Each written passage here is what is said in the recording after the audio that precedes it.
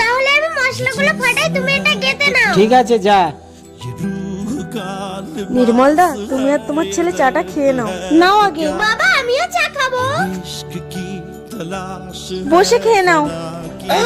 বাবা, এই দেখো কত দামি শোনাচ্ছেন। চলো এটা নিয়ে আমরা পালিয়ে যাই, আর কোনোদিন তোমার কাজ করতে হবে না। না বাবা, তুমি জিনিসটা পেয়েছো ভালো কথা, কিন্তু ফেরত দিও, কারণ এটাকে চুরি করা বলে। না বাবা, এটা আমি মায়ের জন্য নিয়ে যাব। তোমাকে বললাম না এটা ফেরত দিতে। দিদি ভাই, হ্যাঁ, আমাকে ডাকছিলে কেন? কি হয়েছে? এই হারটা পড়ে গেছিল, আমার ছেলে পেয়েছে।